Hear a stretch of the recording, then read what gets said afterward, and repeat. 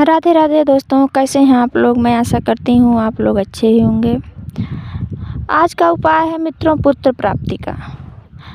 आज के समय में हर एक स्त्री पुत्र ही चाहती है, लेकिन आखिर में उसे पुत्री ही मिलती है। पुत्र कम पुत्री ज़्यादा। शुरू में स्त्रियों को बेटा अच्छा लगता है, लेकिन बाद में बेटी अच्छी लगती है।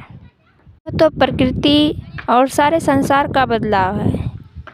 इसी की चपेट में तो सब लोग हैं, क्योंकि यह प्रकृति का नियम है। इसलिए बेटा हो चाहे बेटी हो, दोनों से प्यार करो। बेटा हो तो बेटा से प्यार करो, बेटी हो तो बेटी से प्यार करो। तो कितना किस मात्रा में प्यार करना है, चलिए इस वीडियो के माध्यम से जानते हैं।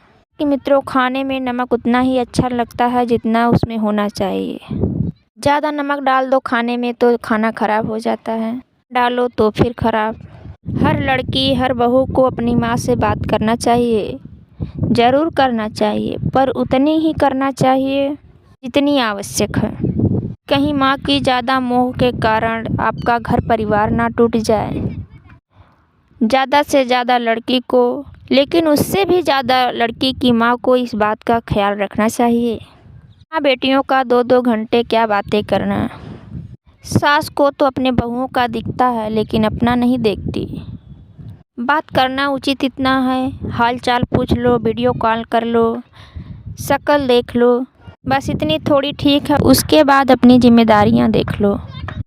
नारी का धर्म है कि उसका ससुराल खुश रहे, आपकी माँ खुश रहे, ये तो उचित है ही। उत्तम नारी का धर्म है कि उसका ससुराल खुश रहे। कितने प्रकार की होती हैं? 3 प्रकार की। उत्तम बहू, न्यूनतम बहू, अधम बहू। जो स्त्री अपनी सास को अपनी माता माने, अपने ससुर को अपने पिता माने और अपने ननद और देवर जेठानी जेठ को अपना भाई बहन माने, वही औरत उत्तम बहू होती है। वही स्त्री उत्तम बहू होती है। वही बहू सर्वश्रेष्ठ बहू होती है।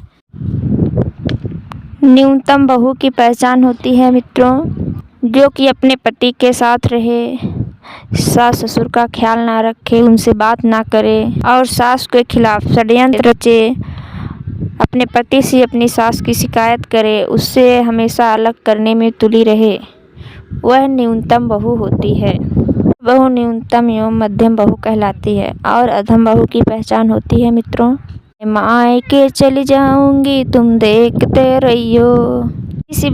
जरा सी बात हो गई ससुराल में, झोला उठाई और मायके चल दी।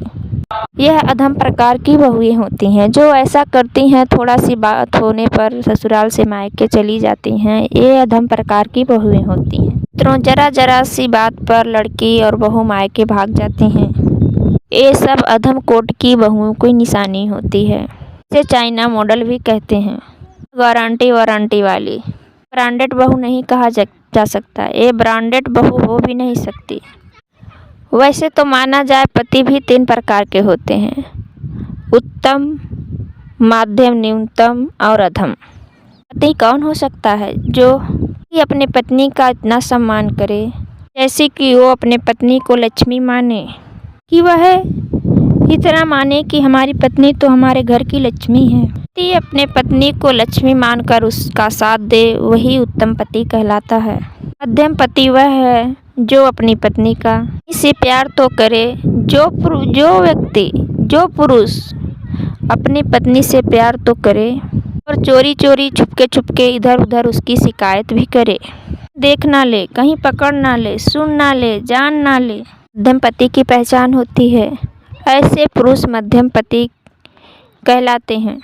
और जो तीसरा अधम पति, जो पति अपनी पत्नी की सेवा किसी और की अपेक्षा में देखना पसंद करता हो, वह पति मध्यम पति कहलाता है। और अधम पति की वह पहचान होती है जो कि अपनी पत्नी की शिकायत हमेशा एक दूसरे से करता रहे, उससे प्यार ना करे, उसकी इज्जत ना करे, उसे मान सम्मान ना दे। ऐसे पति को अधम पति कहा जाता है। ऐसे पति तो किसी के पति बनने लायक भी नहीं हो सकते। जो पति अपनी पत्नी को मारे, उन पर हाथ उठाएं, ऐसे पति अधम पति के श्रेणियों में आते हैं। ऐसे पति 3rd क्वालिटी चाइना मॉडल के होते हैं। तो मित्रों, आगे जान लेते हैं कि सास भी 3 प्रकार की होती हैं। उत्तम सास, मध्यम और न्यूनतम सास, अधम सास। सास वह सास होती है जो अपनी बहू को अपनी बेटी की तरह रखे। उत्तम सास वह सास होती है जो अपनी बहू को अपनी बेटी की तरह रखे। उसकी गलती होने पर उसको वैसे ही समझाए जैसे कि वह अपनी बेटी को समझा रही है। उससे उसी प्रकार का व्यवहार, उसी भाषा का प्रयोग करे जैसे कि वह अपनी बेटी से करती है। यह सास उत्तम कोटि की सास मानी जाती हैं। इन्हें उत्तम कोटि की सास के नाम से जाना जाता है। यह उत्तम कोटि की सास की पहचान होती है। कोटि की सास। मध्यम कोटि की सास वह सास होती है जो कि अपने बहू की बुराई अपने पड़ोसन से करे, यानी कि अपनी पड़ोसियों से करे। भले अच्छा कर रही हो, बिना टाइम पे दे, पर पड़ोसी के पास जाके रोए कि हमारी बहू तो खाना वाना देती ही नहीं है, भूखे ही मर रहे हैं। पड़ोसन बोलेगी ना ना तुम भूखे ना मरो, हमारे घर खाओ। सन तो तुम्हें भरपेट एक दिन खवाएगी, 4 लोगों से गाना गाएगी कि तो उसकी बहू तो उसको खाना नहीं दिया, हमने तो उसे खवाया पेट भर के। कि बहू तो खाने तक को नहीं देती है, हमारे घर आके खाती है। उसन एक दिन का खाना खिलाएगी और महीने भर गाएगी, पूरे गांव में गाएगी, पूरे मोहल्ले में गाएगी।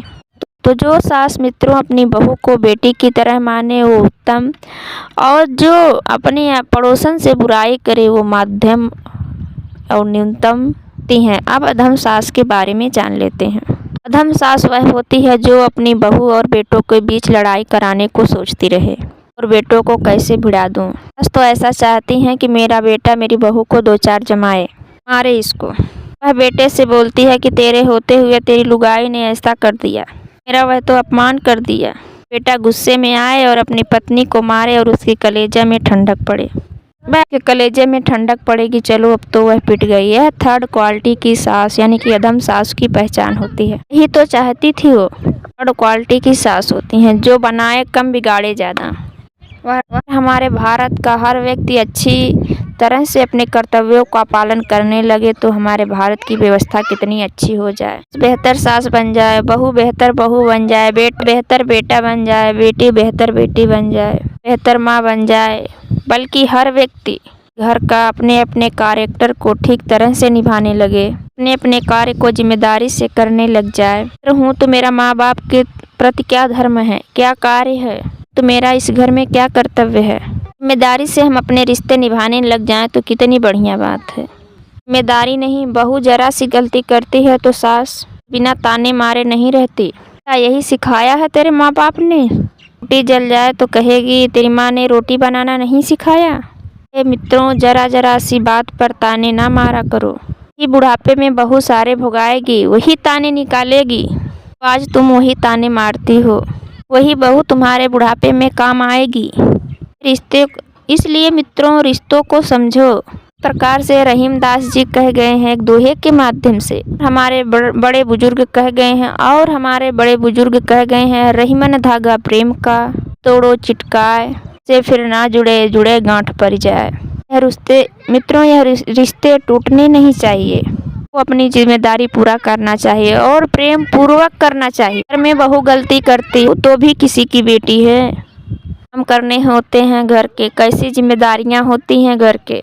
व्यक्ति जानकार हो ये बात नहीं है, करते करते वह सीख जाता है कि उसकी जिम्मेदारी क्या होती है। कि शादी करके आई है, 1 साल 2 साल 3 साल लगेगा इस घर में जमने को, के तौर तरीके रीति रिवाज सीखने में थोड़ा वक्त लगेगा। सोचो तुम मेरे हिसाब से चलना जी, से नहीं होता है। अपने हिसाब से चलाओगे तो रिश्ते टूट जाएंगे। वाला कहेगा कितना सहे हम। अगर बहू बर्तन धोती है, थोड़ा सा जूठा लग जाए तो वह पड़ोसियों को दिखाती है, तो ऐसा नहीं करना चाहिए। बहू तेरी, बर्तन तेरा, परिवार तेरा, तो पड़ोसियों को क्यों दिखाना, पड़ोसियों को क्यों दिखा रही हो। बहू को समझाइए। और नहीं मित्रों, 10 बार समझाओ। पीटने से क्या होगा, ये तो तुम्हारे बहू की होगी, तो बदनामी करके तुम कौन सा बहुत अच्छा काम कर रही हो। शास्त्र कहते हैं कि अपने घरन का दुख ना कहियो रोई, कोई बांट ना ले रोई। घर का दुख मित्रों किसी को नहीं कहना चाहिए। यहाँ रो रो के सुनती है, तुम्हारे हटने के बाद यानी कि जाने के बाद हंस हंस के सुनाती है।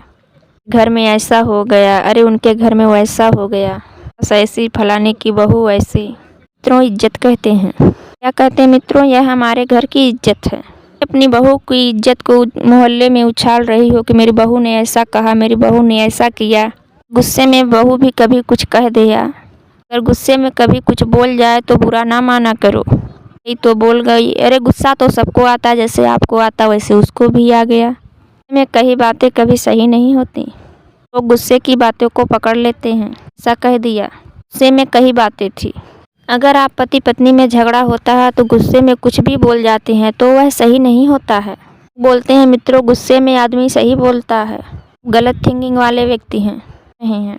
ये आदमी कभी सच नहीं बोलता। में तो व्यक्ति गुस्से टाइप की बातें करता है, बोलना चाहिए वही बातें बोलता है, इसलिए ज़्यादा और भड़क के बोलता है। मैं हूँ उतना गुस्सा तुम्हें भी आ जाए, भी बोलो मेरी बातें तुम भी पकड़ लेना। शांत हुआ, तुम दोनों एक हो गए। बातें याद है कि तुमने मुझे ऐसा कहा था, उन बातों को याद कर कर के रो रहे हो, क्या फ़ायदा। मित्रों, रिश्ता चलाने के लिए समझदारी चाहिए। कमाना मित्रों कठिन नहीं है, वो निभाना कठिन है। इसी के साथ मित्रों आज का वीडियो समाप्त होता है। अगर वीडियो पसंद आई हो तो लाइक करें, कमेंट करें, शेयर करें और चैनल को सब्सक्राइब भी करें।